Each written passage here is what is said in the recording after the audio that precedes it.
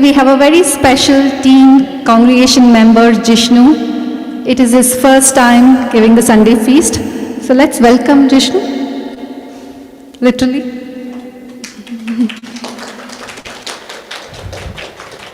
A few words about Jishnu. Jishnu is a senior in high school. He is amazing kirtanier, mridanga player, and shares beautiful realizations, and he's an idol for all the young kids of our congregation.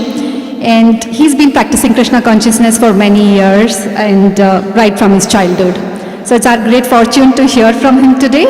With that, let's welcome Jishnu by loudly chanting Hare Krishna Maha Mantra one time. Hare Krishna, Krishna Krishna, Hare Hare, Hare Rama, Rama Rama, Hare Hare. Over to you, Jishnu. Hare Krishna devotees. Oh, thank you, Prabhu. I would like to first start off with Jai Radha Madhava, so please sing along. Jai Radha Madhava Kunja Bihari Jaya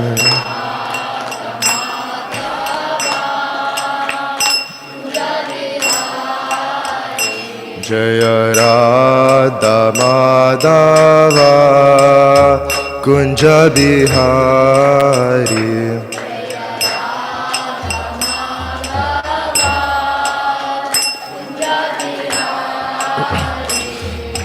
Gopi Jana Vallabha Girivaradari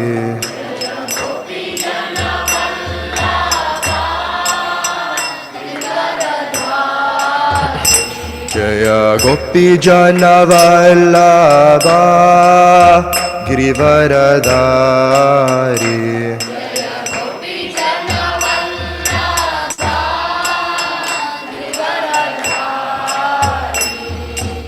Yashoda Nanjana Brajajana Nanjana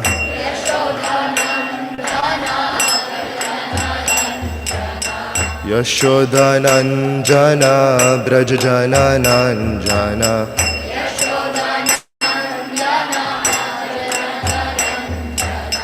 Amunadira Vanachari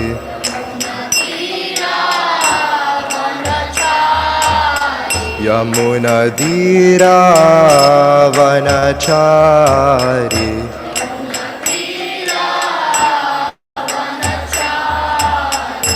Jaya Radha Madhava Kunja Bihari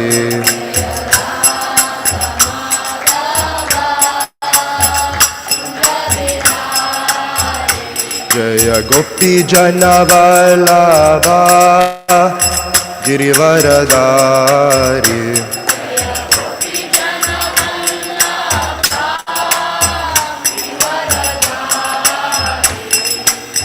Yashoda Nanjana Brajajana Nanjana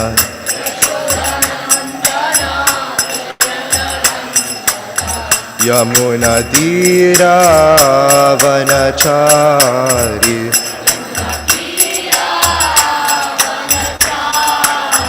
Yamunadira Vanachari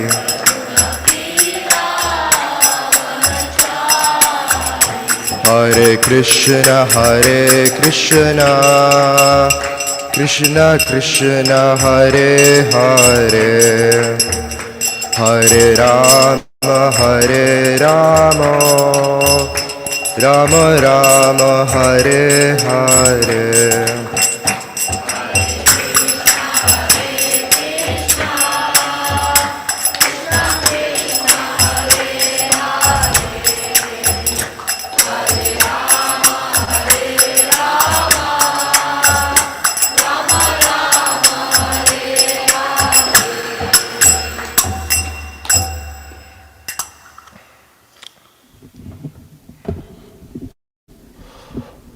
Om Ajnana-nitmirandasya Jnananjala-shalakaya Chakshur-unmilitam yena tasmai Shri Guruve Namaha.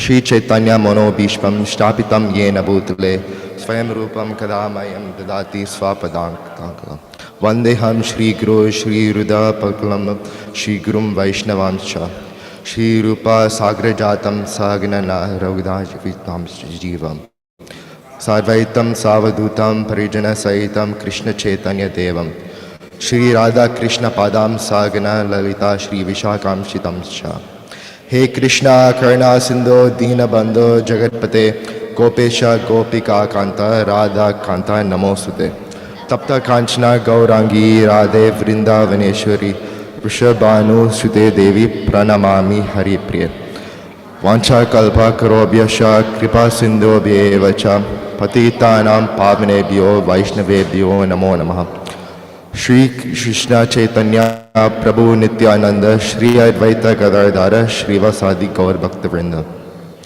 Krishna Hare Krishna Krishna Krishna Hare Hare Hare Rama Rama Rama Hare Hare Namo Vishnupadaya Krishna Prishthaya Bhutale Srimate Bhaktivedanta Swami Namane Namaste Saraswati Devi Gauravani Pracharane Nirvisesha Shunyavadi Pashaita Desha Tarine. Okay. Hare Krishna devotees. I would like to first start off by thanking my parents. They were my first gurus, and also Satyasar Prabhu, and many of the senior devotees within ISKCON who I've derived this lecture from. None of this is just my knowledge. This is all things I've heard over the past few years, I've taken notes from, or I've researched from certain books in Vedic scriptures and other, especially devotees. So the topic I'll be discussing today is Ashtanga Yoga. So there are multiple different yoga paths discussed within Bhagavad Gita. And Ashtanga Yoga or Dhyāna-yoga is one of these paths. So what is the goal of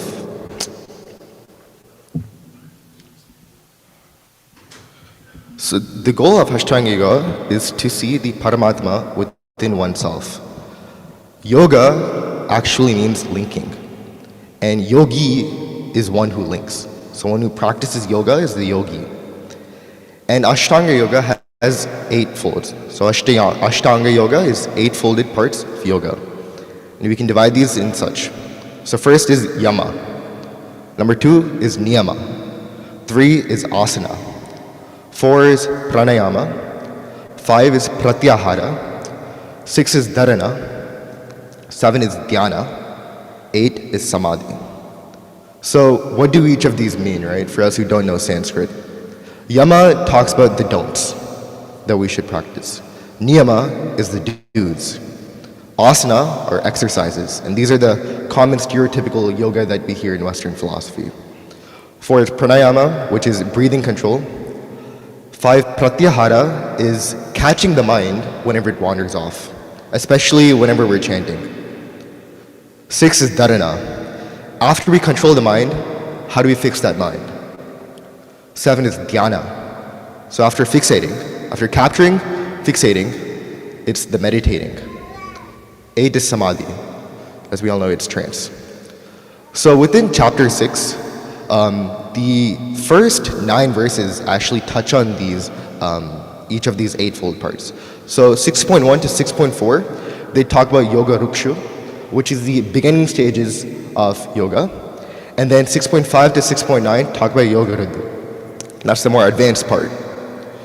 So the father of this was Patanjali. He's known as the father of yoga. And some say he's actually an incarnation of Sesha or Balaram. And he gave many codes in what we know as the Yoga Sutras.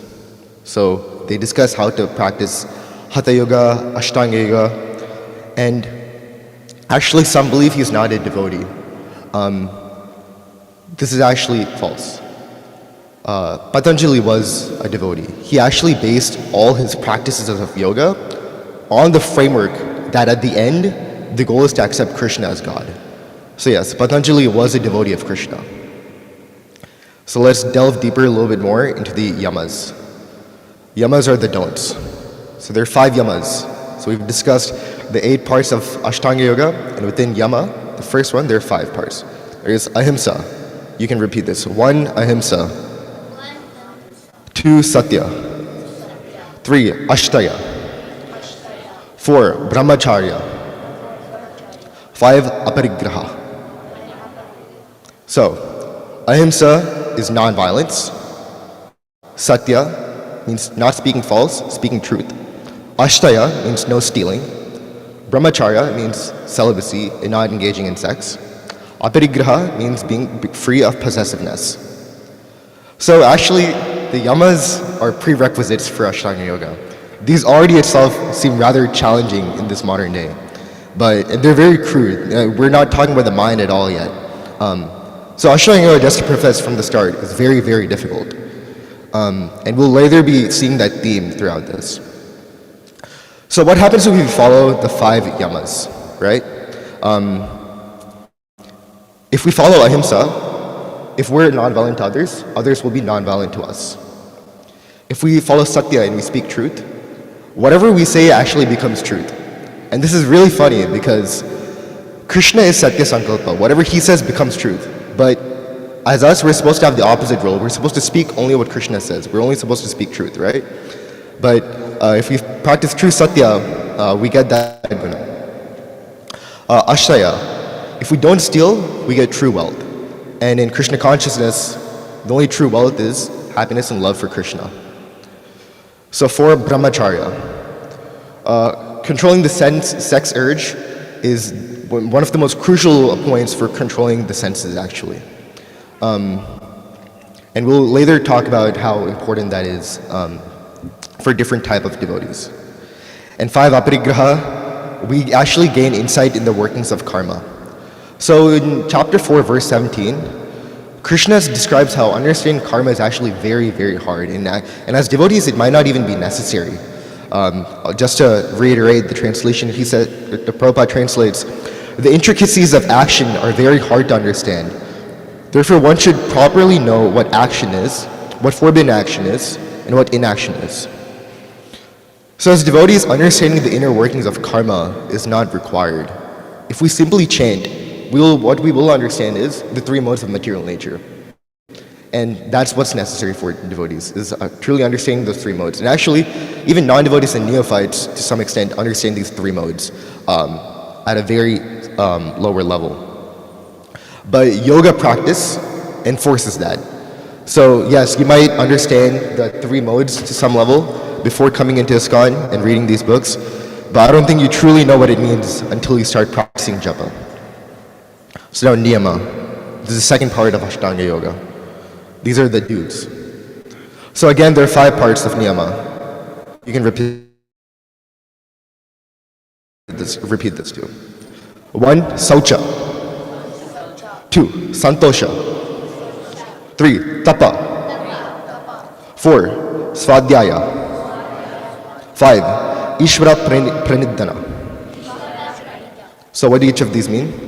Saucha means cleanliness. Santosha, it doesn't just mean happiness, it means being happy with what you have. So essentially it means being content, being satisfied. 3, tapa, austerity. 4, svadhyaya, studying the Vedic scriptures. And actually in some definitions, svadhyaya can also mean studying the mind, studying oneself, and for devotees it would be studying the spiritual self. 5, Ishvara Pranidhana. So this means surrendering to Ishvara, surrendering to the Supreme Personality of Godhead. So what happens if we practice these 5 niyamas? If we are clean, there are 2 parts. There's external cleanliness. Please be externally clean. And there's also internal cleanliness. External is pretty obvious. Internal cleanliness is through mantra meditation and chanting the Hare Krishna Mahamantra.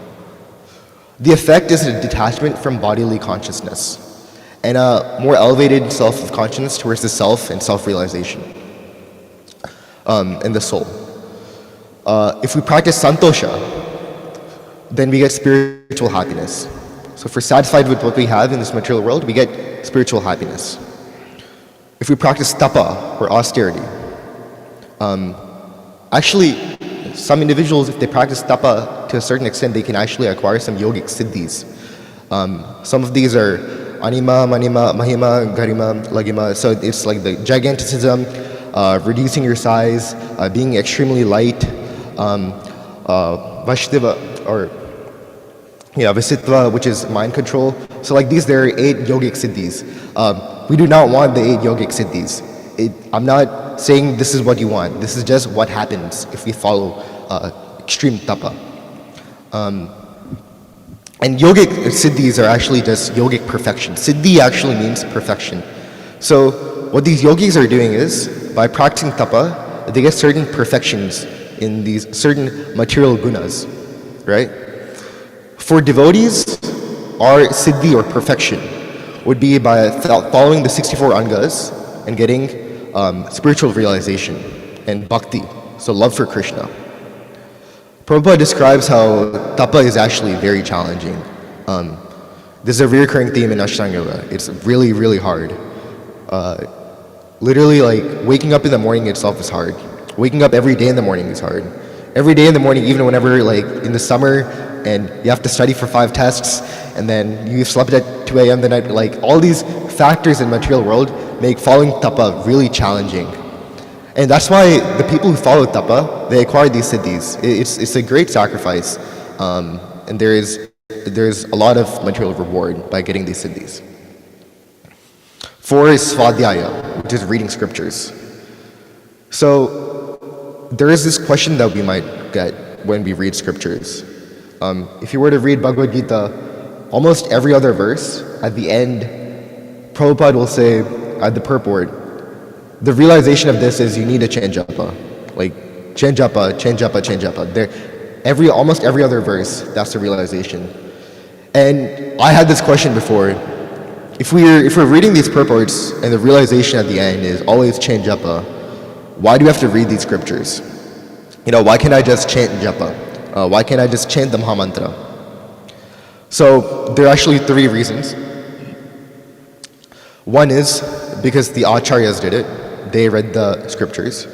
2, Prabhupada would not have spent time in translating the scriptures if there was no purpose. And 3, this is actually a very famous quote, which I recommend you keep in mind. Religion without philosophy is simply sentimentalism. And this is what Satsar Prabhu has taught me from Bhakti Vriksha, actually. But there's also an alternative point for this quote. Philosophy without religion is just mental speculation. So not only do you want the religion, or not only do you want philosophy, you need both of them together, or else you'll either be falling in the trap of mental speculation or just sentimentalism. And neither of those is what we preach in ISKCON. Also, reading sastras help us understand the world around us. They help us understand the life we live in and why certain things work the way they work. And importantly, they also connect us with Krishna.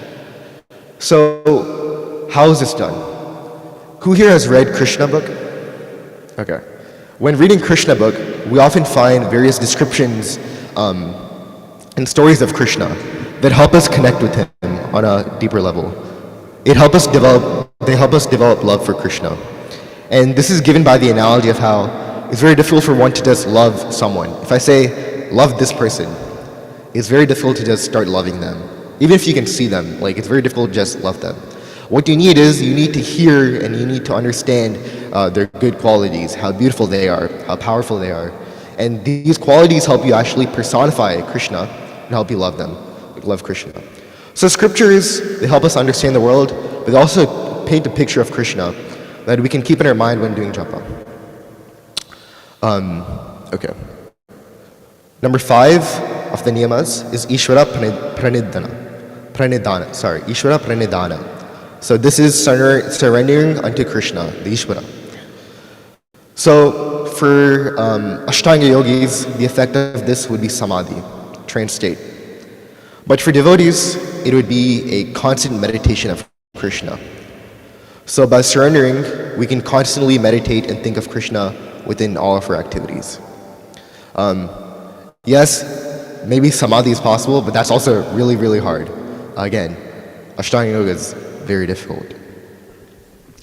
So in the Yoga Ruksha verses, from verse 6.1 to 6.4, Krishna actually uses these 2 terms a lot of times. He uses yogi and sannyasi multiple times. And one might be confused, okay, what's the difference between yogi and sannyasi? Yogi and sannyasi are actually the same thing. They mean the same. So,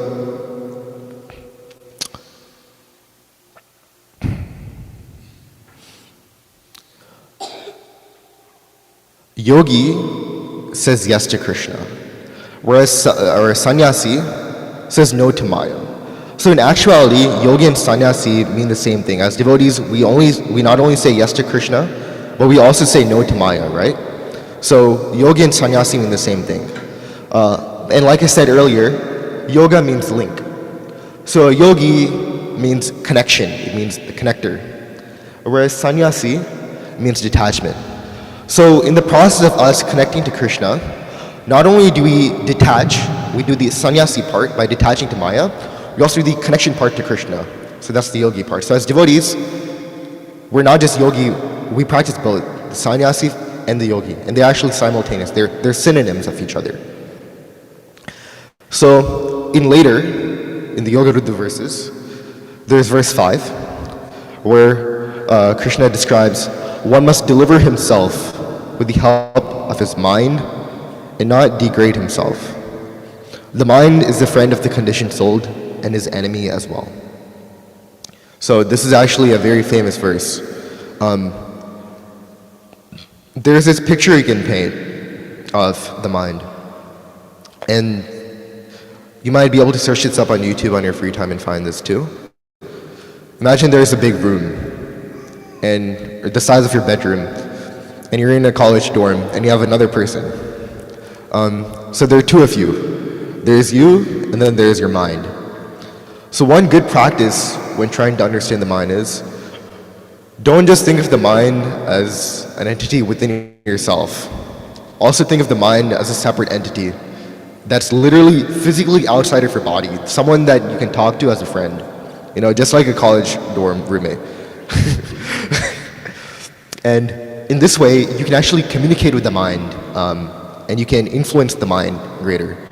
So by having that external or perception of the mind, you can get more internal control of the mind.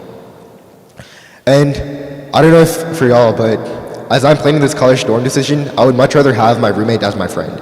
So it's a good idea to have your mind as your friend instead of your enemy, especially if you're going to be living in the same room with them for so long in this body. So that's what verse 5 discusses. Actually, the mind is very subtle. Not only is it hard to control, it's really hard to understand our mind itself. And this is the tip for understanding the mind. You need to separate yourself from that mind. You need to be able to talk to it, literally talk to the mind. Actually, there is certain forms of therapy, psychotherapy, where individuals talk to themselves, but instead of just talking to themselves, they talk to the mind within themselves. So this is not only proven through scriptural references, but also through scientific references too. And after you get that mind, it's like this animal. You put under that leash, and that leash is what we call intelligence. And you have to train intelligence. So just like an animal you train, you keep training your dogs and your horses and the cows. You have to train that mind using intelligence. And how do you get that intelligence? How do you know how to train? You get that through scriptures. So that's the fourth reason why we need to read scriptures and not just chant japa, to learn how to control that intelligence. And as neophytes, scriptures aren't enough.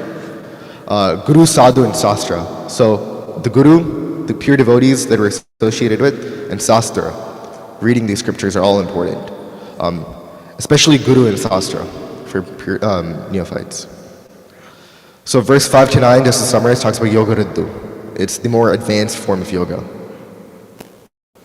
Verse 6 talks about how the mind can either be our best friend or our greatest enemy, and how we can either use it to our success, or it can actually be used against us. One analogy given for this is how the mind is like a two-sided knife. The same knife can be used from a surgeon to cut an individual up and do an amazing surgery, but that same knife can also be used to to actually like kill someone. So it's not the knife that is wrong. The knife is not doing the surgery. The knife is not killing someone, right? The individual using that knife is either killing someone or saving a life. So the mind is very similar in that way, in the sense that the mind doesn't act individually, it acts under influences. And what's important is we need to be able to influence that mind. We can't just let the knife start dancing around. I don't want to see dancing knives. So verse 7 talks about how controlling the mind gives a connection with the super soul. And verse 8 is a little different from all the other yoga verses, from 6.1 to 6.9. Krishna actually defines what yoga is here. Krishna has defined yoga many times throughout the Bhagavad Gita. There are two instances before this where he defines yoga. It's in 2.48 and 2.50. So chapter 2:48 and chapter 2 verse 50. In chapter 2 verse 48, Krishna describes how yoga is actually the abandonment of attachment to the fruits of one's actions. So whenever we perform certain work, we will get certain results from this work. Yoga is the process of performing that work, but saying that whatever I get from this is not mine. And as a student, like especially in college applications, my way of understanding this is I'll write my best application, whatever college I get into, that's Krishna's job. So I'm keeping that all up to him. It's not, and whether I get a good college or not, that's still Krishna's doing. So whatever the fruit is, whether the fruit of your action is actually like something very bad, something which we didn't want, or whether it is whatever we want, the ideal college or whatever in my situation, that's going to be Krishna's. And there's no entitlement towards the fruit of those actions.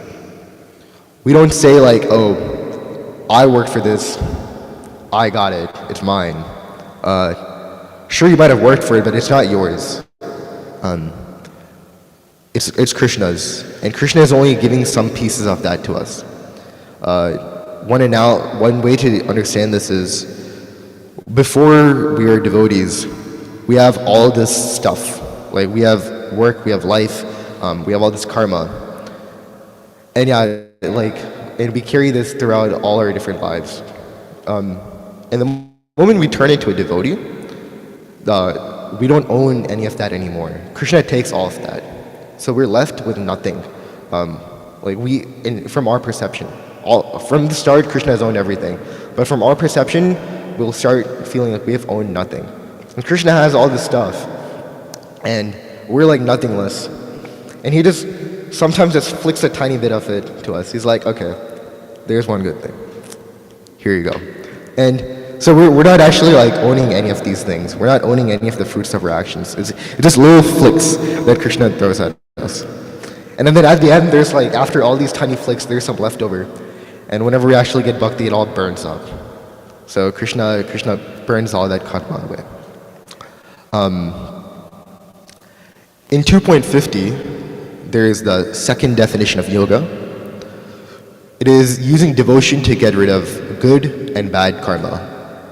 So oftentimes, we might think like, oh, bad karma. Yeah, I don't want that bad karma, you know? I won't practice this, or I won't do this thing because that'll give me bad karma. But actually, we don't want any forms of karma. We don't want any repercussion. So we don't want just the good karma, or that can result into material benefits. We also don't want the bad karma. We don't want both.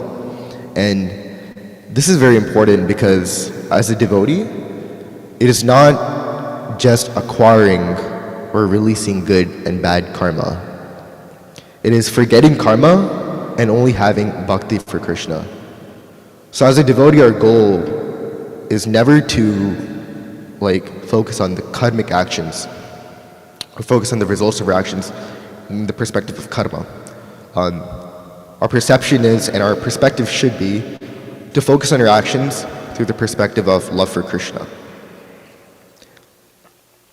So now verse 8, 6.8, we have the third definition of yoga.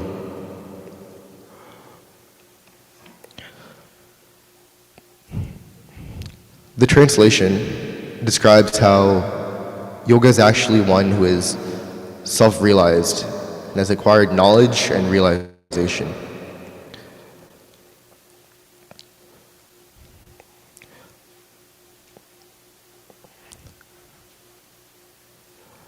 Jnana vijnana triptatma kutastha vijitendriya yukta ityuchyate yogi Shamaloshtrama Kanchana. 6.8. A person is said to be established in self-realization and is called a yogi or a mystic when he is fully satisfied by the virtue of acquired knowledge and realization. Such a person is situated in transcendence and is self-controlled. He sees everything, whether it pebbles, stones, or gold, as the same. Through yoga, we get knowledge and realization. Actually, knowledge comes from Guru, Sadhu, and Sastra. So the elder devotees who give us the way, Sastra, the books, and the association of pure devotees, right? But from knowledge, we don't actually simply get realization. Knowledge has to be converted into something else for us to get realization. And that something else, Sastras describe our application of that knowledge. So having that knowledge itself, it's just there. It's just brain matter, actually. The process of hearing to putting in your mind to putting in your heart, knowledge just sits in the mind. It just sits in your brain. And realization is whenever it's that third step, when taking that stuff from your mind, taking that knowledge from your mind and putting it in your heart. And when you put something in your heart, you change your life values to it. And that can only be done through application and devotional service. So serving Krishna, or Ishvara, and Supreme Personality of Godhead, and applying that knowledge. So don't ever simply acquire knowledge. Don't just simply acquire the jnana and keep it in there. There are many people who actually do that. There are actually a lot of people who read the Bhagavad Gita. Surprisingly, there are a lot of people in this world who at least read it. Consciously or unconsciously, they've seen it. I'll give an example. In Oppenheimer, the famous movie Oppenheimer, there are 3 verses for Bhagavad Gita. It's crazy. So all these people who watch these movies, there are these verses from Gita that they read and they hear about. They don't know it's from Bhagavad Gita, obviously, all the time. But they do hear about this Bhagavad Gita. Krishna says I'm the destroyer of time. He ends everything in Oppenheimer in that movie. And people hear this and it's a nice quote and all, but they don't actually understand that this is actually Gita. And so for people like that, they're acquiring that knowledge of Gita. They're acquiring that, it's just simply sitting in their mind. And there are other people, Western philosophers, who thoroughly read Gita actually. If you go to a college, if you go to the UT courses, you'll actually find courses where they talk about Eastern philosophy and they have Gita as a book, as a piece of literature you need to study for that class. But do any of these people actually get realization from reading these? Sure, they're reading these books and we talk about them in college lectures. We see them all over the media, in movies, in literature, in actually the largest, the Pulitzer Prize, which is known for one of the largest literature awards. There are a few books from a few years ago have quoted Gita before, indirectly. And we see this all over.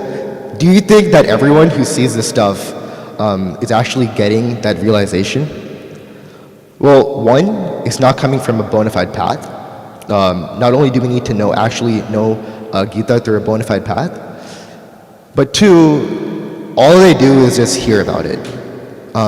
For the Western philosophers who speculate, mental speculation, over Gita, all they're doing is just hearing it and memorizing certain facts to preach again in another lecture in their college where they'll probably get some money. So none of these people actually gain benefits from the realization portion. And this ties into what I said earlier, that religion without scriptures, or scriptures without religion, is either mental speculation or just sentimentalism. So there are the mental speculators who read the scriptures and don't apply. We don't want to be that. We need to do both.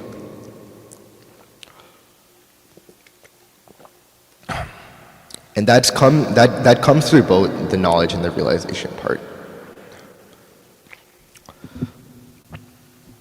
So verse 9, 6.9.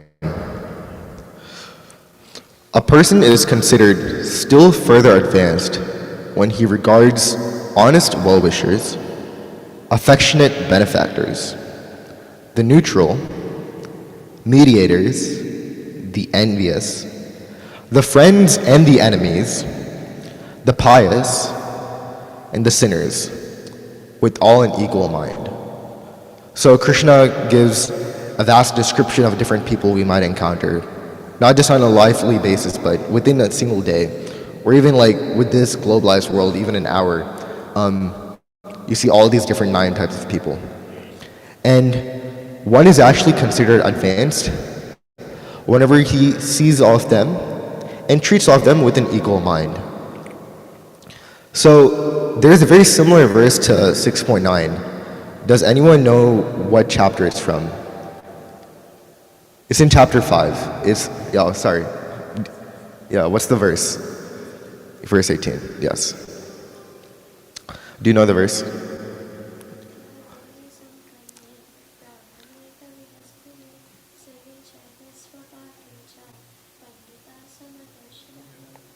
Good job, Samavita.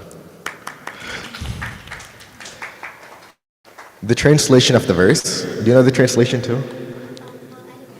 Okay, that's fine. Memorizing yourself is still nice.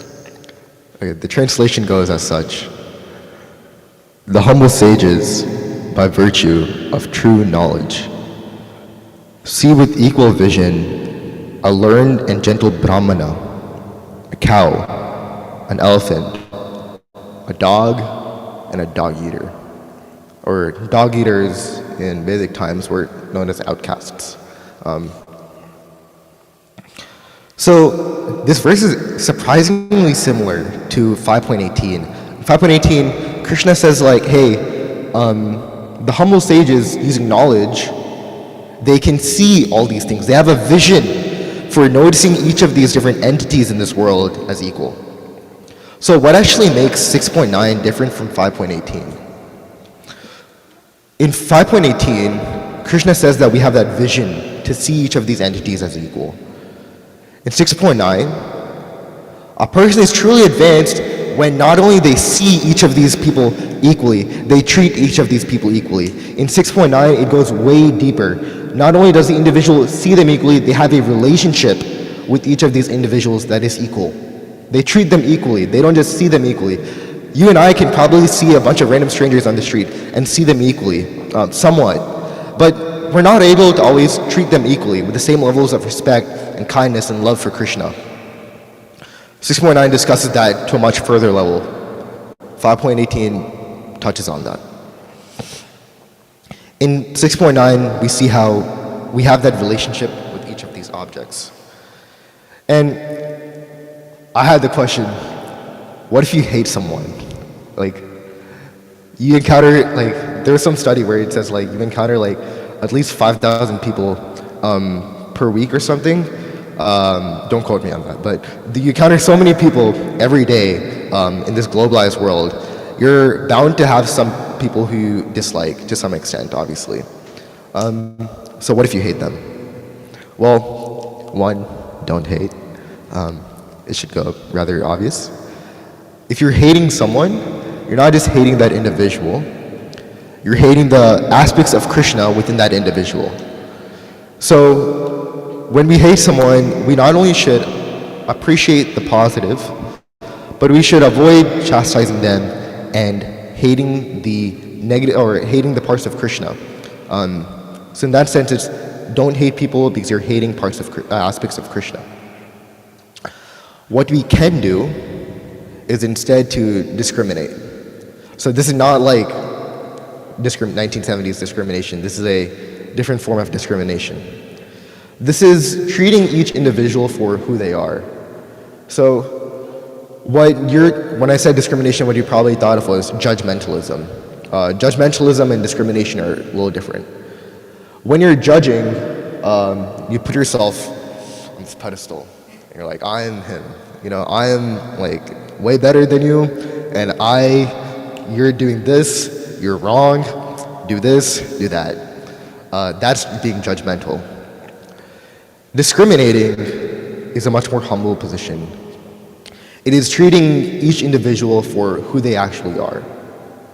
So obviously, the way we treat a rapist in jail versus we treat a person on the street or devotee is different. We'll have the same relationship where we love them and we'll pray for them.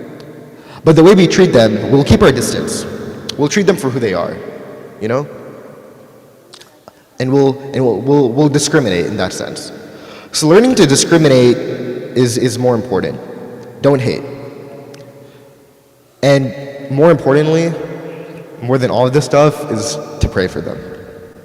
So, yes, they might have some bad qualities, but if we hate them, we actually acquire those bad qualities ourselves.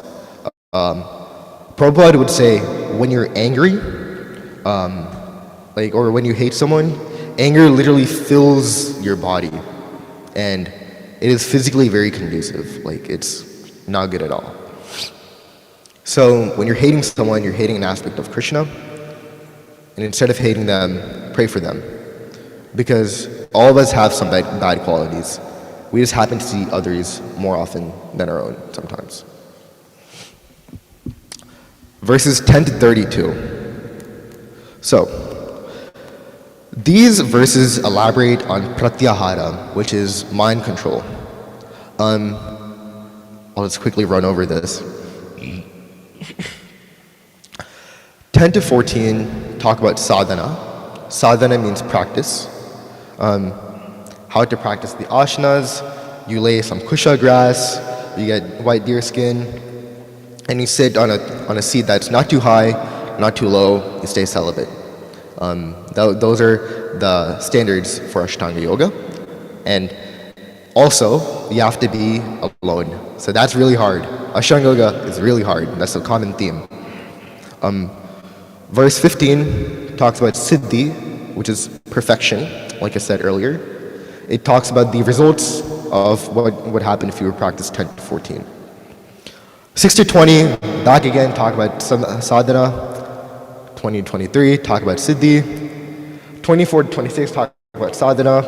27 to 32, talk about siddhi again. So we see this pattern in chapter 6 where Krishna is having this conversation with Arjuna, and he talks about sadhana, and then he talks about siddhi, he talks about sadhana, he talks about siddhi. This happens like 4 times almost.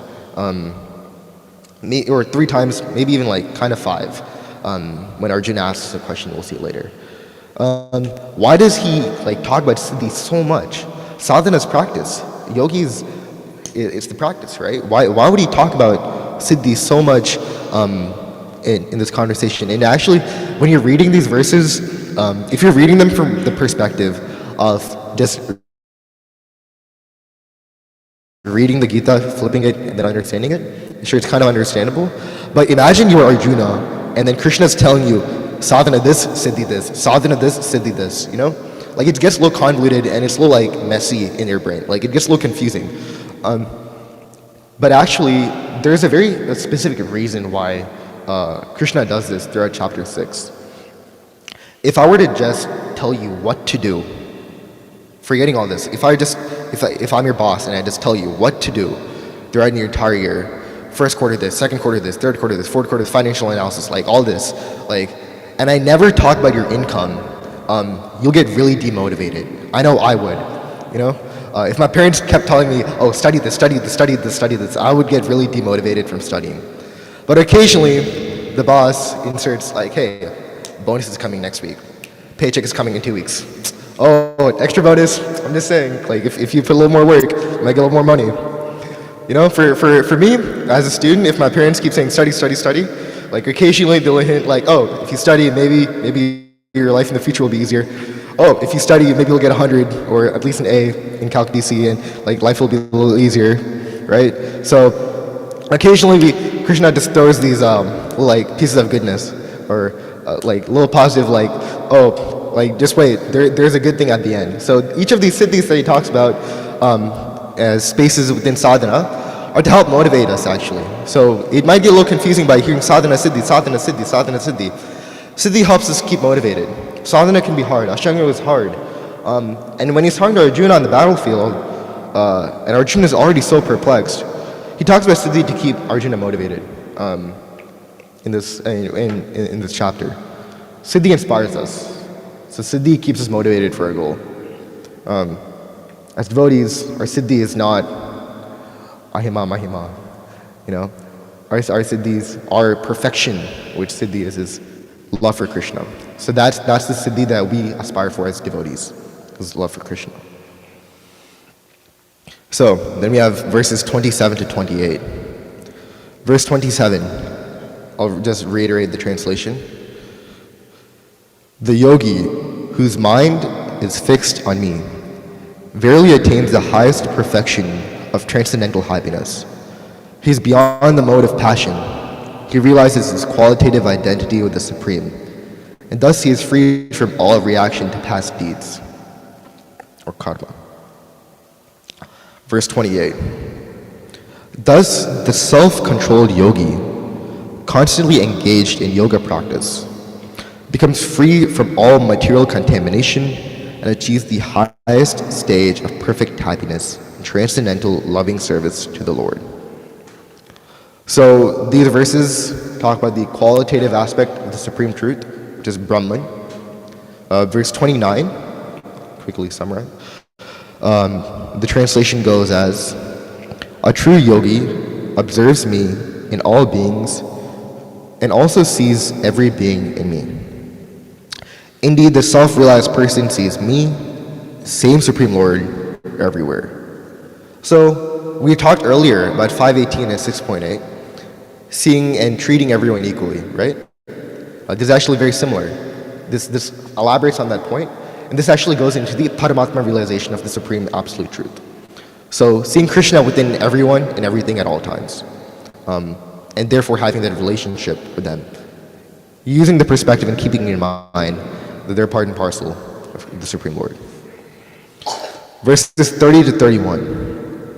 Verse 30 discusses, for one who sees me everywhere and sees everything in me, I am never lost, nor is he ever lost to me. Verse 31 translation, such a yogi who engages in the worshipful service of the Supersoul, knowing that I and the Supersoul are one, remains always in me in all circumstances. This is the most advanced, this is the Bhagavan realization. So throughout all of this in the Gita, 5,000 years ago, Arjuna says this one verse, Chanchalam hi mana Krishna pramati balavadridam tasyaham nigraham mane vayuriva dushkaram. So this is actually a very famous verse. Bhagavad Gita 6.34, the translation goes, the mind is restless, chanchalam, turbulent, pramati, and obstinate, dridam, and is very strong, balavat. Oh Krishna, to subdue it I think is more difficult than controlling the wind. So the mind which is within him, he thinks is harder to control than the wind that's outside all around this globe. That's a crazy description to give for controlling the mind. If Arjuna, let me just give a brief description of Arjuna. 5,000 years ago, we're in Dwapar Yuga, way more goodness, mode of goodness in Dwapar Yuga than in Kali Yuga. Arjuna, this warrior who literally went through every difficulty you can possibly think of, Arjuna would practice, the way he practiced actually, you can see that Arjuna would actually never sleep. The man who's saying this right now never slept. And not only that, he never had the desire to sleep. He never felt sleepy. He would practice archery in midnight. He would be shooting bows and arrows at midnight in complete darkness. That is the person who's saying this, that person himself who does all that, the greatest devotee of Krishna, is saying how hard it is to control the mind, and that he can rather control the wind. So for us, throwing darts and arrows at a normal target that's 5 feet away in light is hard. Arjuna does it at night, like hundreds of feet away. So that person is saying how hard it is to control the mind. What to speak of us, right? It's really, really hard to control the mind. And Arjuna is also a Nitya Siddhi devotee. So he's actually an eternal servant of Krishna. And he also even went to the heavenly kingdoms like this. Arjuna is crazy. He's done it all, you know, and he's saying that he in this moment is like, I can't do this, Krishna, I can't do this. Like, it is hard. Controlling the mind is hard. And Krishna gives the answer. Krishna says how by practice and detachment one can control the mind. So by practice, yoga and detachment, sannyas, we can control the mind. And like I said earlier, yogi and sannyasi are both the same, right? So Arjuna logically asks a question in verse 37. What happens to someone who practices this but fails? So what happens if there's no, quote unquote, if you don't see any spiritual or material success? And Krishna gives an answer. If someone engages in these auspicious activities, even if they meet destruction in this world, even if they die, those activities, Krishna will remember them and they'll carry on to your next life. So the fruits sustain after death too. So okay, you might not get those fruits right now in this life, but they still sustain. So there's no loss, there's no like sunk cost fallacy, anything. They're like, do it, you know, practice Krishna consciousness. And also Krishna describes two types of yogis here. So they're yogis who finish short term, they try and then they're gone, like, is this too hard for them? They're yogis who practice for the long term. So what happens to each of these devotees, right? Or these yogis? So for short-term devotees, the reason they fail is because material desire is overcome. And they go to Svargaloka and they enjoy, and then they'll come back into this material world in a very aristocratic family, and they'll continue their path from there. You know, so wherever they left off that life with the material world, they'll enjoy, they'll get whatever they wanted, and they'll come back and they'll start right there. You know, they'll be rich.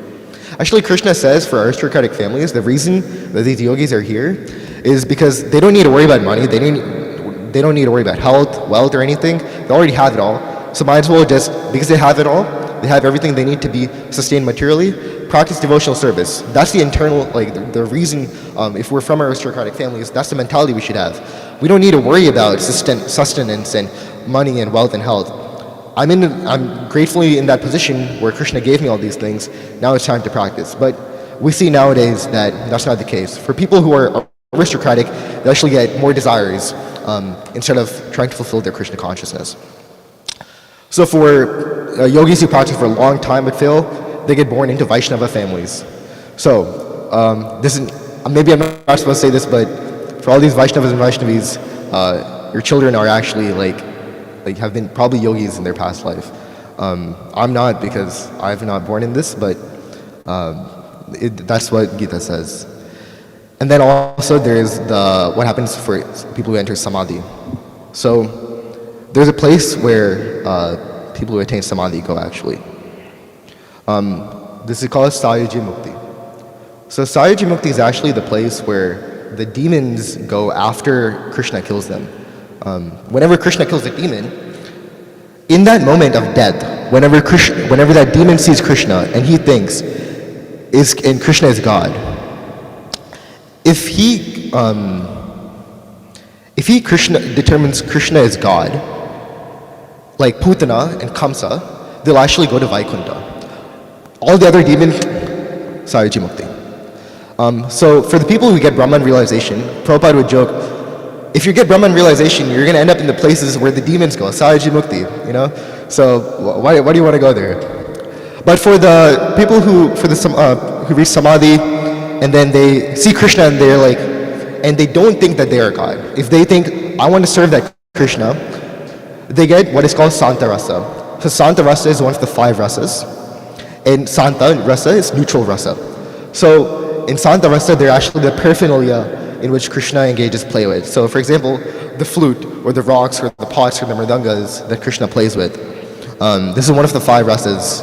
There's Dasya, Sakya, Vatsalya, Madhurya, and Santa Rasa. So namely, there is the servant, the friend, the conjugal relationship, and then the maternal and the parental love. Santa is the neutral. And Santa Rasa has a very interesting relationship, actually. For the flute that Krishna plays on, the flute is actually like, he sees the gopis, and the flute thinks, oh, the gopis don't have the connection that I have with Krishna. You know, I'm always right next to Krishna. I'm next to his lips. I have like the greatest, like the most love for Krishna. But the gopis have a different kind of love. They have, the flutes may be next to the, their perception is that they can always see Krishna, they can always love Krishna. The flute cannot see Krishna.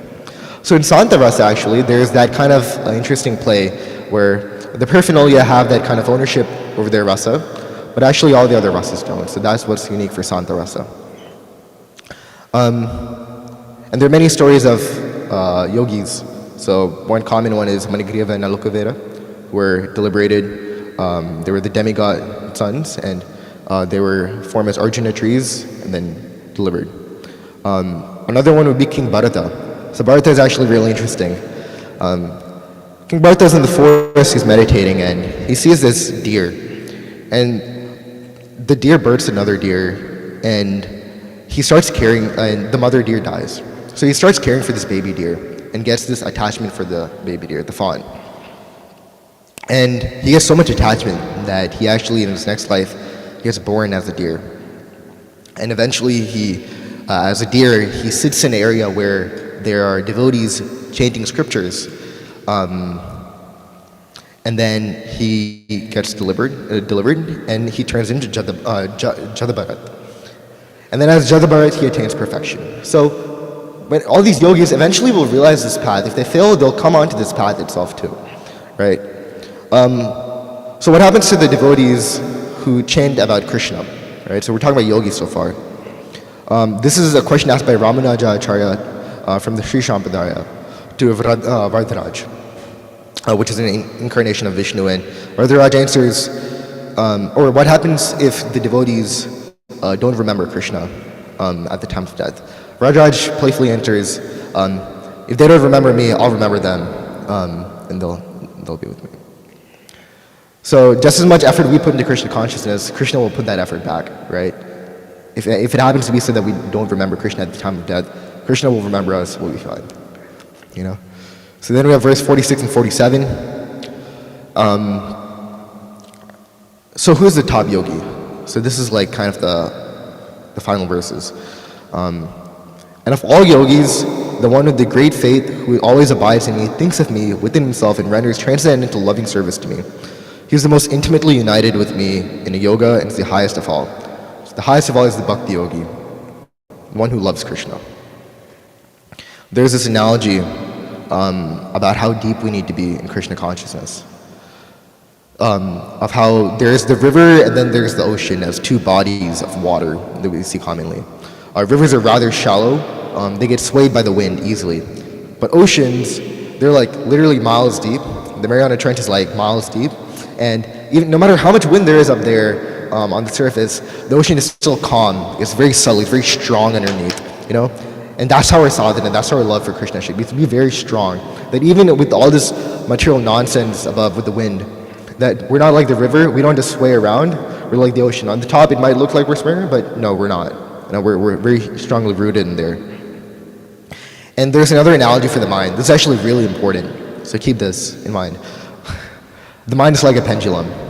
On one side, the mind has what's known as bhoga, or enjoyment. And then there's the other side, which the mind goes to, is called tyaga, renunciation. So the mind sways like a pendulum between these two sides.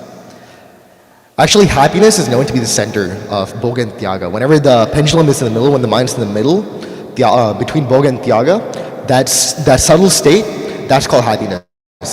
So why is that happiness? Like whenever the pendulum is still, that's happiness. So why do we feel happiness whenever we're in bhoga or when we're in Dhyaga, when we're swaying side to side? Because we're temporarily still. We're temporarily still in bhoga or Dhyaga. When the pendulum moves, if anyone has studied physics, you see like it'll temporarily stay still at the top on each side, right? So happiness that we think that comes from bhoga and Dhyaga is actually just not coming from bhoga and Dhyaga. It's not coming from renunciation or from bhoga. It's coming from the from the steady state of the mind in each of those two areas. And normal people have this flow where they go from bhoga to Dhyaga, and they're like, okay, I'm gonna get the iPhone. No, iPhone's bad. I'm gonna have no phone. No. And they keep swaying from side to side. So there's actually a term for this temporary happiness that we get from Dhyaga. It's called smarshana vairagya. And smarshana actually means crematorium. So when we think of the crematorium, we're thinking of like the body being burned away. And for a moment when we're in the crematorium, well, oh my God, the body is just material. But then the second we leave the crematorium, we're like, okay, no. So that's actually a twist of words in Sanskrit for sparshana vairagya. And I know I've talked about the iPhone before, because that's something that I also feel trapped to. When we get a new iPhone, we kind of like get that temporary happiness. We're like, oh yeah, iPhone 277 or whatever iPhone we're on right now, right? So what the scriptures say is whenever you're like seeing these bhoga, don't necessarily rush aside the happiness. Don't put it aside. It's good to have that observation that like, hey, that's bhoga. I'm like getting this kind of like sense of thrill, this rush. But bhoga doesn't last long. The pendulum will only stay there for literally a second, and it'll go away. And you're in this constant cycle. So who actually enjoys this stuff? Like for like the iPhone case, who actually enjoys the iPhone? Is it the mind? Is it the senses? Is it the intelligence? Is it the material body? The soul, the super soul? The senses can touch the iPhone. We can like literally play with the iPhone, but are the senses actually enjoying it? No, they're not. The soul doesn't touch the iPhone. The super soul doesn't touch the iPhone. And so what actually gets happiness? What actually gets that sense of like thrill from the iPhone? It's the mind. That connection that the mind has, the attachment, is actually where you get that quote-unquote happiness. And next time you go on a shopping spree, ask yourself, how long will this last? How long will this happiness last? A new study has published that actually most clothing in the Gen Z actually doesn't last more than a year. Like they don't constantly wear it for more than a year. So I know, but within a 100-year lifespan, if you're gonna get part of your clothing from happiness that'll only last a year, that's not good assurance. You want something that's long term. Now these temporary iPhone and shopping spree happiness. What you want is to understand philosophy, to reach truth, and to understand spirituality, which Prabhupada defines as understanding reality. This helps us prioritize things in our life. So just to summarize all of this, there's actually this one thing I want to talk about. So what's the process of controlling the mind for devotees? What's the actual absolute, if there's anything you take away from this, what's the actual thing you should take away, right? So it's through mantra meditation, controlling the mind. And mantra can actually be defined by mana trayate iti mantra. So what actually is iti mantra? What actually is mantra? Mana is mind. Trayate is that which frees or delivers. So mantra, iti mantra, is actually that which delivers the mind.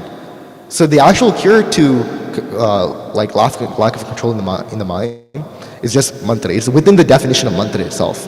It's given. And not only should we know what to do, we should also know what not to do. So this is given, Amarendra Prabhu said this, and I'm going to steal and share this with y'all. It's called the ABCD of mind control. So you can repeat this. A stands for association. B stands for books.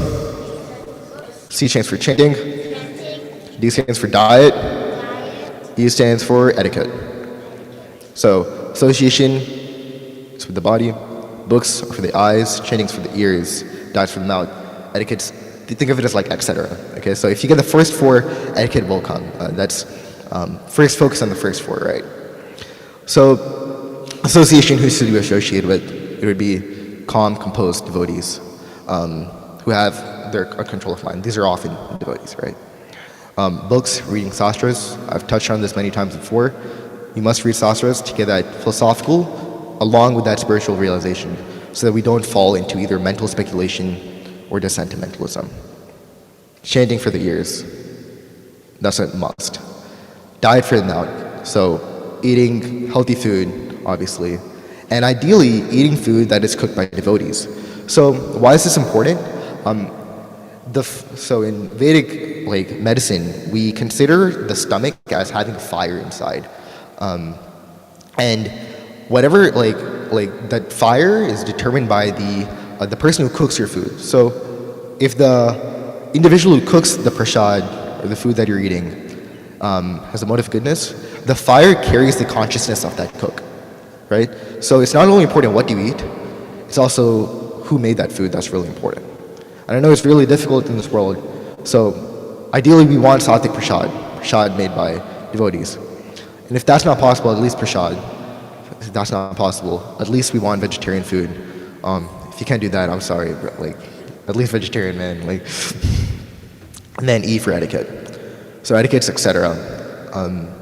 If you focus on the first four, etiquette will come.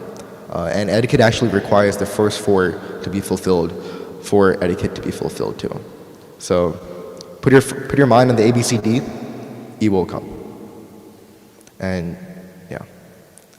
So that's all I have. If you have any questions, please let me know. Thank you. Hare Krishna.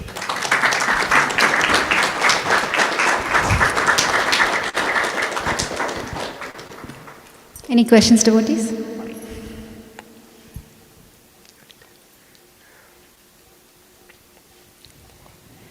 That was very clear, looks like. Jishnu, that was an amazing class. It didn't feel like it's your first class. Absolutely great. And the way you explained the Dhyāna-yoga and all your realizations and how it leads to Bhakti Yoga, that was truly great. Let's give a big round of applause to Jishnu. Thank you so much, Jishnu.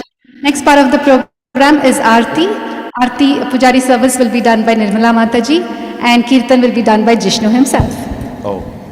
Hello, Jishnu. Jishnu. I would like to thank my parents before we end this because they actually pushed me a lot and helped me throughout this. So please round of applause for my parents actually. This was not possible without them. Thank you. Jishnu. Jishnu. Amai. నేను అడగొచ్చా ఏమన్నా? Hello Deepa నేను అడగొచ్చా?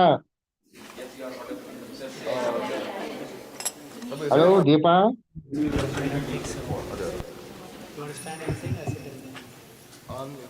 Hello. You can play Mridanga, stand and sing. Hello Deepa. Deepa. Mataji, you all can come forward. అమ్మాయి Deepa. Hello. Hello Deepa.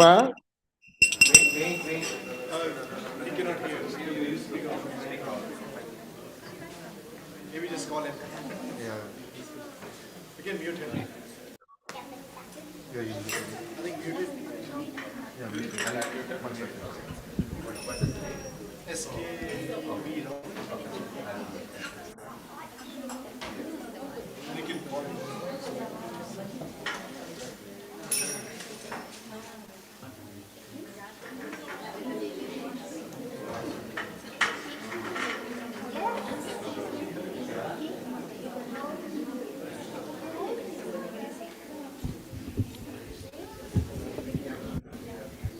You know who is singing today?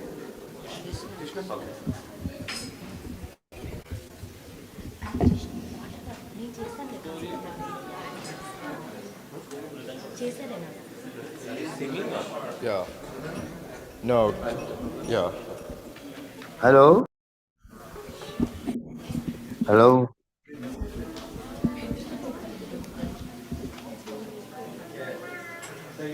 Hare Krishna.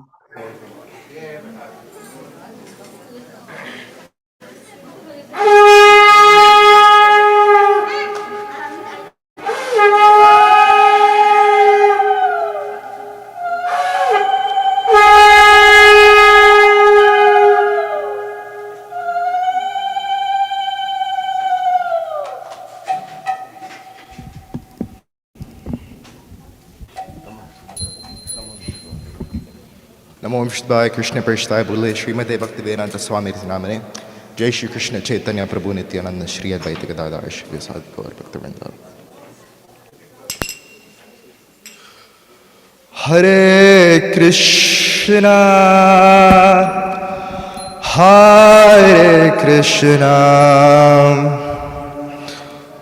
Krishna Krishna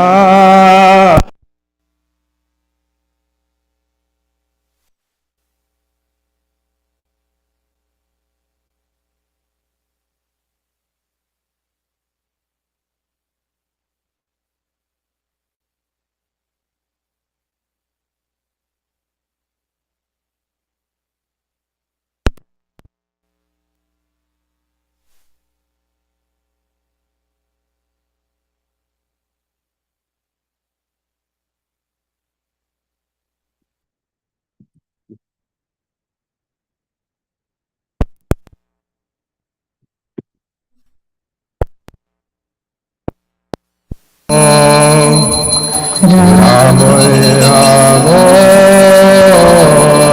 Hare Hare Hare Krishna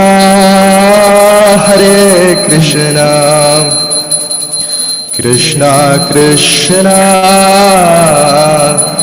Hare Hare Hare Ram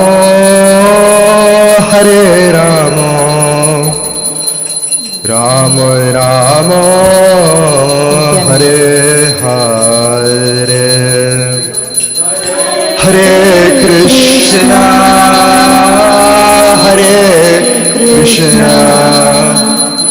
Krishna Krishna Hare Hare Hare Ram Hare Ram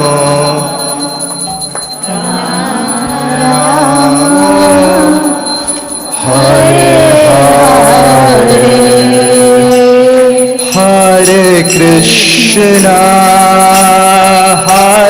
Krishna Krishna Krishna Hare Hare Hare Ram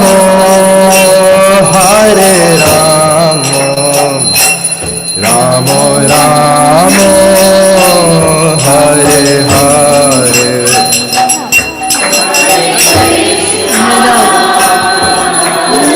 Krishna Krishna Krishna Hare Hare Hare Rama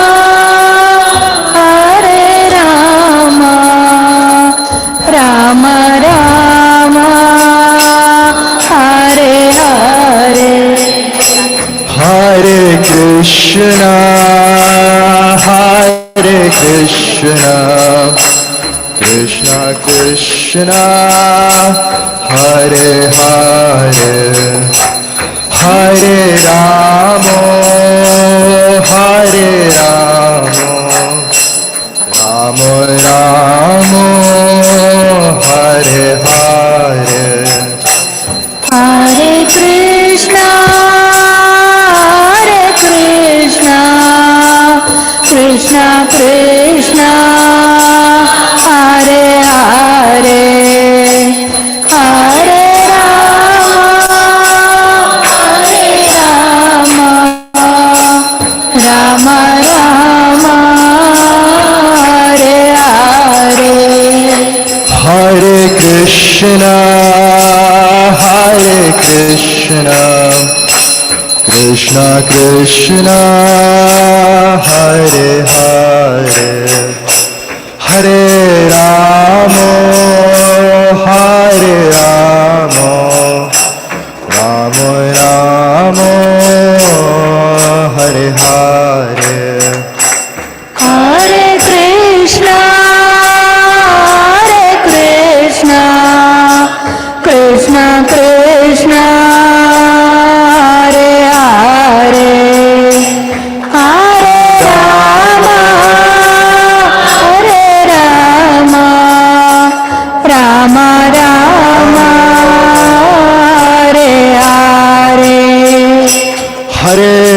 Krishna, Hare Krishna, Krishna Krishna, Hare Hare, Hare Rama, Hare Rama, Rama Rama, Hare Hare.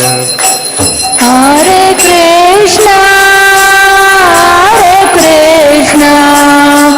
Krishna Krishna, Hare Hare, Hare Rama, Rama Rama, Hare Hare. Hare Krishna, Krishna Krishna, Hare Hare, Hare Rama, Rama Rama, Hare Hare, Hare Krishna, Krishna Krishna, Hare Hare, Hare Rama,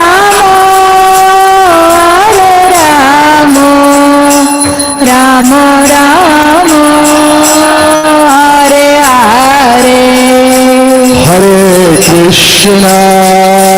Hare Krishna, Krishna Krishna, Hare Hare, Hare Rama,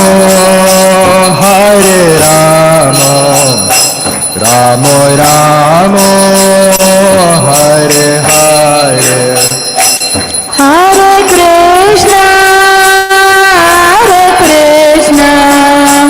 Krishna Krishna, Hare Hare, Hare Rama,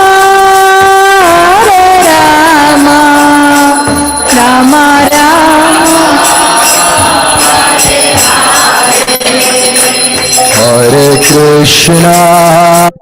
Hare Krishna, Krishna Krishna, Hare Hare, Hare Rama, Rama Rama, Hare Hare, Hare Krishna, Krishna Krishna, Hare Hare, Hare Rama, Rama Rama, Hare Hare, Hare Krishna, Krishna Krishna, Hare Hare, Hare Rama, Rama Rama, Hare Hare. Hare Krishna, Krishna Krishna, Hare Hare, Hare Rama, Rama Rama, Hare Hare. Hare Krishna, Krishna Krishna, Hare Hare, Hare Rama, Rama Rama, Hare Hare. Hare Krishna, Krishna Krishna, Hare Hare, Hare Rama, Rama Rama, Hare Hare. Hare Krishna, Krishna Krishna Krishna Hare Hare Hare Rama Hare Rama Rama Rama Hare Hare Hare Krishna, Krishna Krishna, Hare Hare, Hare Rama, Rama Rama, Hare Hare. Hare Krishna, Krishna Krishna, Hare Hare, Hare Rama, Rama Rama, Hare Hare. Hare Krishna, Krishna Krishna, Hare Hare, Hare Rama, Rama Rama, Hare Hare. Hare Krishna, Krishna Krishna, Hare Hare, Hare Rama, Rama Rama, Hare Hare. Hare Krishna, Krishna Krishna, Hare Hare, Hare Rama, Rama Rama, Hare Hare. Hare Krishna, Krishna Krishna, Hare Hare, Hare Rama, Rama Rama, Hare Hare. Hare Krishna, Krishna Krishna, Hare Hare, Hare Rama, Rama Rama, Hare Hare. Hare Krishna, Krishna Krishna, Hare Hare, Hare Rama, Rama Rama, Hare Hare, Hare Krishna. Hare Krishna, Krishna Krishna, Hare Hare, Hare Rama, Rama Rama, Hare Hare. Hare Krishna, Krishna Krishna, Hare Hare, Hare Rama, Rama Rama,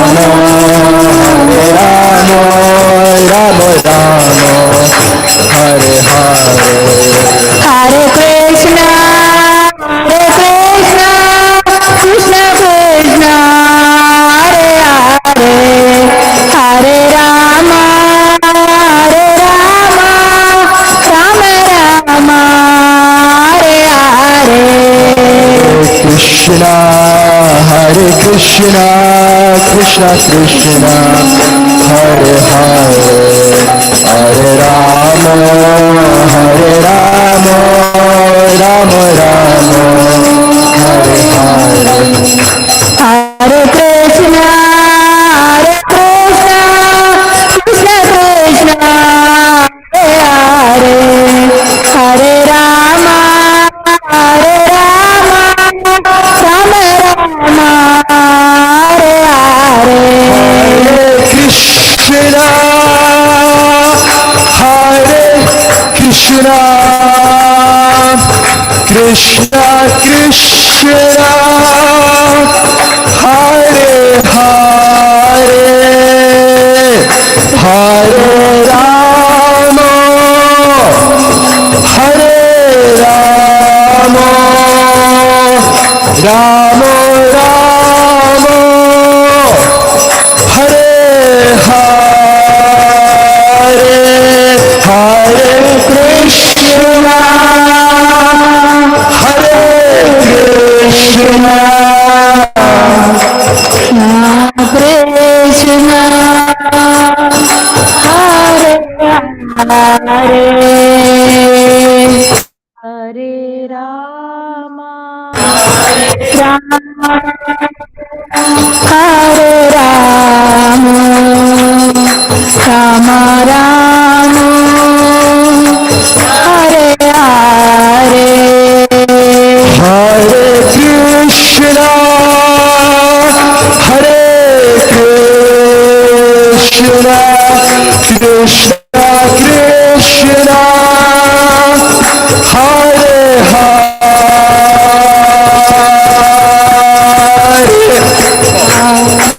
Rama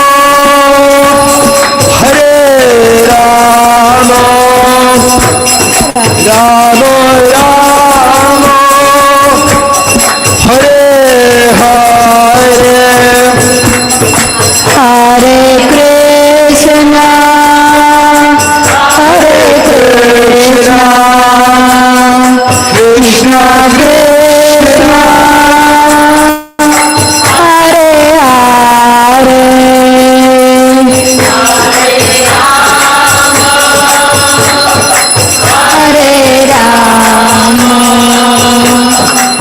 Rama Rama Hare Hare Hare Krishna Hare Krishna Krishna Krishna Hare Hare Hare Rama Rama Rama Hare Hare Hare Krishna Krishna Krishna Hare Hare Hare Rama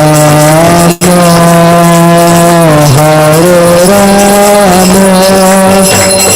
Rama Rama Rama Hare Hare Hare Krishna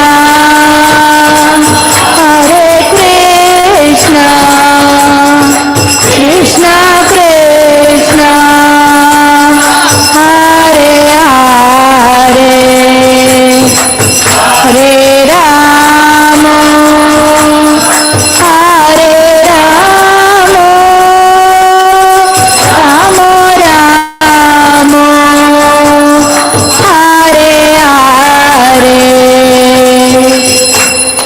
Govinda Govinda Radhe Govinda Govinda Radhe Govinda Govinda Radhe Govinda Govinda Radhe Govinda Govinda Radhe Govinda Govinda Radhe Govinda Govinda Radhe Govinda Govinda Radhe Govinda Govinda Radhe Govinda Govinda Radhe Govinda Govinda Radhe Govinda Govinda Radhe Radha Govinda Radhe Radha Govinda Radhe Radha Govinda Radhe Radha Govinda Radhe Radha Govinda Radhe Radha Govinda Radhe Radha Govinda Radhe Radha Govinda Radhe Radha Govinda Radhe Radha Govinda Radhe Radha Govinda Radhe Radha Govinda Radhe Govinda Govinda Radhe Radha Govinda Radhe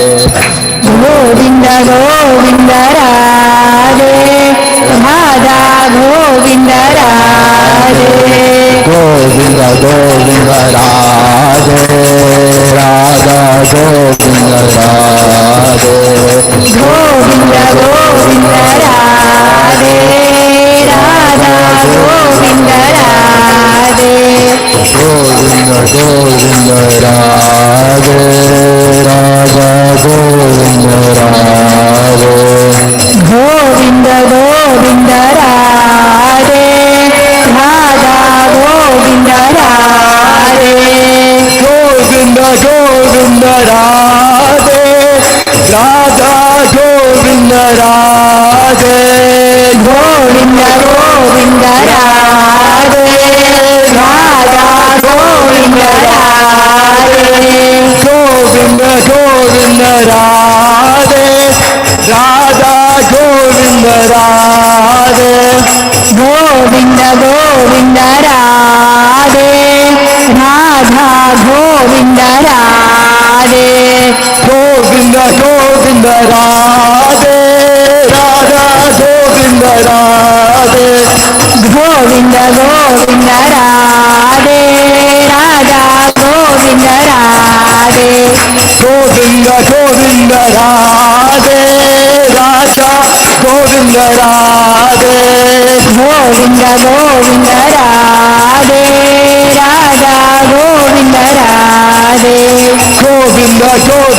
Radha Govinda Radhe Govinda Govinda Radhe Radha Govinda Radhe Govinda Govinda Radhe Radha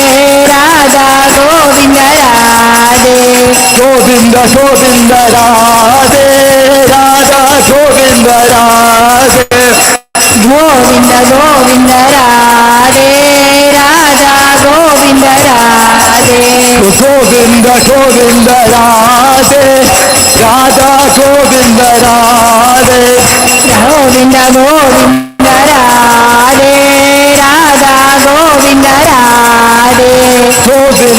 Govinda Radhe Radha Govinda Radhe Govinda Govinda Radhe Radha Govinda Radhe Radha Govinda Radhe Radha Govinda Radhe Govinda Govinda Radhe Radha Govinda Radhe Govinda Govinda Govinda Radhe Govinda Govinda Radhe Govinda Govinda Radhe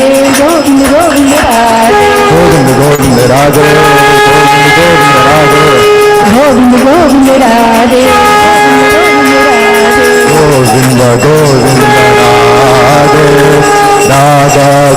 Govinda Radhe Govinda Govinda Radhe Radha Govinda Radhe Govinda Govinda Radhe Radha Govinda Radhe Govinda Govinda Radhe Radha Govinda Radhe Gopinath Gopinath Radhe Gopinath Gopinath Radhe Gopinath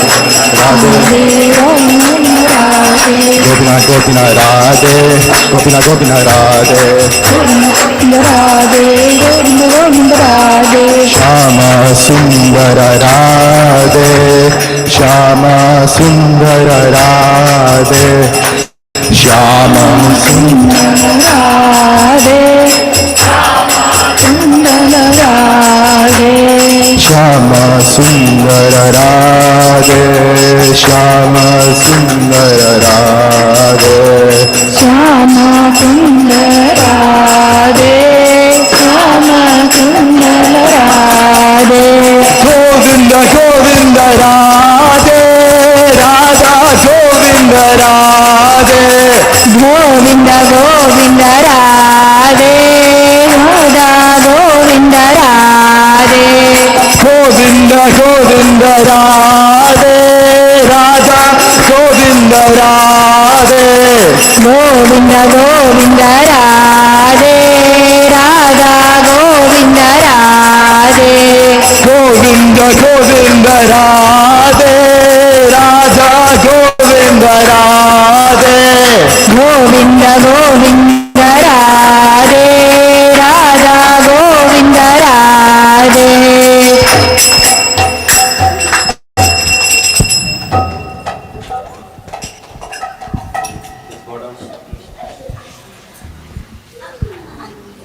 जय नित्य लीला प्रविष्ट ओम विष्णुपाद परमहंस परिव्राजकाचार्य अष्टोत्तर शत श्री श्रीमद इस divine grace AC भक्ति वेदांत स्वामी श्रील प्रभुपाद की जय। जय ओम विष्णुपाद परमहंस परिव्राजकाचार्य अष्टोत्तर शत श्री श्रीमद भक्ति सिद्धांत सरस्वती गोस्वामी महाराज प्रभुपाद की जय। अनंत कोटि वैष्णव वृंद की नामाचार्य श्रील हरिदास ठाकुर की इस्कॉन फाउंडर आचार्य श्रील प्रभुपाद की प्रेम से कहो श्री कृष्ण चैतन्य प्रभु नित्यानंद श्री अद्वैत गदाधार श्रीवासादि गौर भक्त वृंद की श्री श्री राधा कृष्ण गोप गोपीनाथ श्याम कुंड राधा कुंड गिरि गोवर्धन की वृंदावन धाम की मथुरा धाम की नवद्वीप धाम की जगन्नाथपुरी धाम की गंगा माई की यमुना माई की तुलसी देवी की भक्ति देवी की संकीर्तन यज्ञ की बृहद मृदंग बुक डिस्ट्रीब्यूशन प्रोग्राम की समवेत भक्त वृंद की गौर प्रेमानंदे all glories to assembled devotees, all glories to assembled devotees, all glories to assembled devotees, all glories to Shri Guru and Shri Gaurang. Jai Srila Prabhupada ki.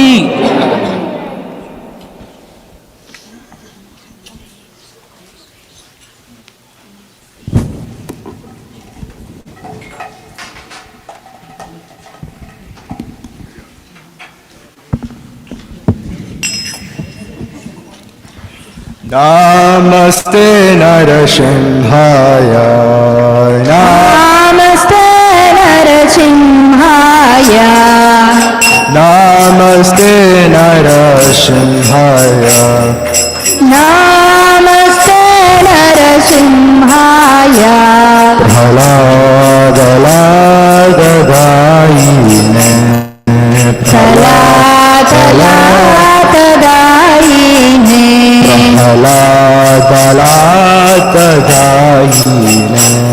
Praladadayine.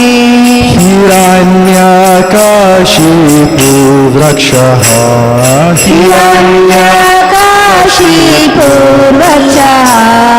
Hiranyakashipu vrakshaha. Hiranyakashipu vrakshaha. Shilatankanakalaye. Shilatankanakalaye. Shilatankanakalaye. Shilatankanakalaye. Ito Nrsimha Parato Nrsimha. Ito Nrsimha Parato Nrsimha. Ito Nrsimha Parato Nrsimha. Ito Nrsimha Parato Nrsimha. Yato yato yami tato Nrsimha.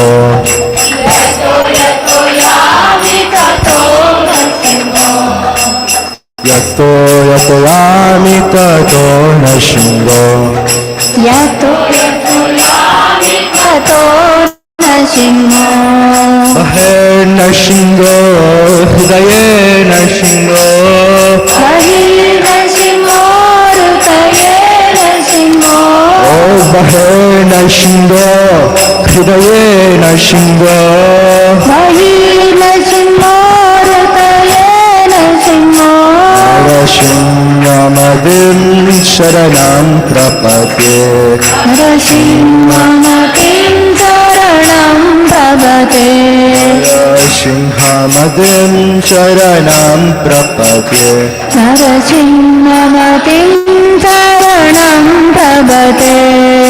Tavakara kamalavarena adbhuta shrinyam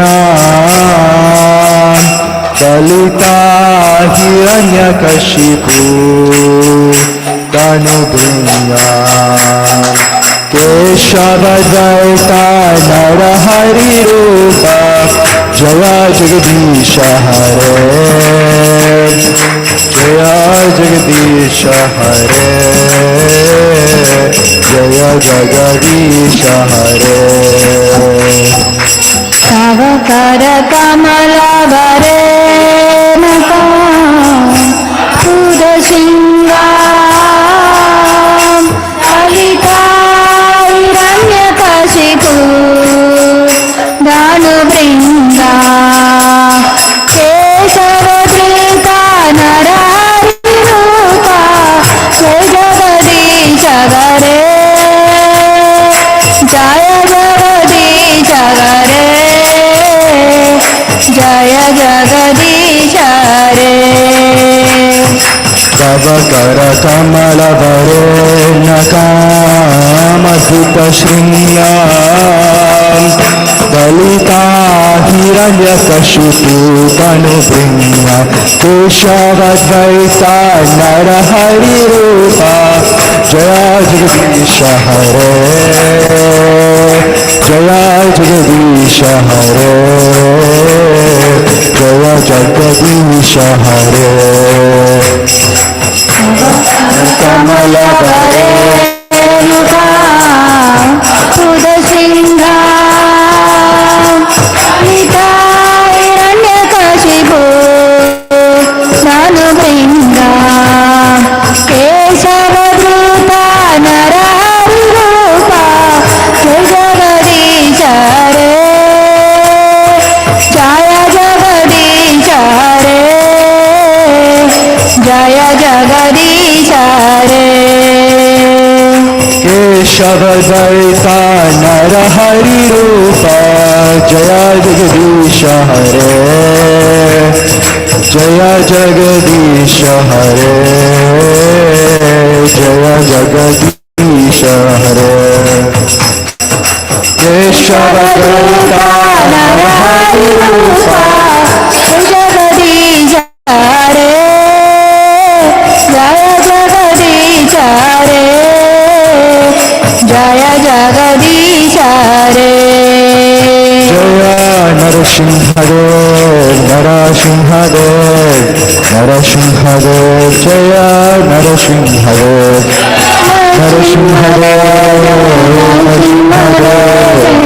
Narasimhadeva जय नरसिंहदेव जय भक्ता प्रहलाद भक्ता प्रहलाद भक्ता प्रहलाद जय भक्ता प्रहलाद जय भक्ता प्रहलाद भक्ता प्रहलाद भक्ता प्रहलाद जय भक्ता प्रहलाद जय गुरुदेव गुरुदेव गुरुदेव जय जय गुरुदेव जय गुरुदेव गुरुदेव गुरुदेव जय जय गुरुदेव गौरा हरिबोल हरिबोल हरिबोल नित्य गौर हरिबोल नित्य गौरा हरिबोल हरिबोल हरिबोल नित्य गौरा हरिबोल जय प्रभुपाद प्रभुपाद प्रभुपाद जय जय प्रभुपाद जय प्रभुपाद प्रभुपाद प्रभुपाद जय जय प्रभुपाद श्री लक्ष्मी नरसिंह भगवान की प्रहलाद महाराज की गुरुदेव की Thank you, Jishnu, for the amazing kirtan. Thank you, Kimberly, Hitesh Prabhu, and Sarveshwari Mataji for supporting. And thank you, Nirmala Mata.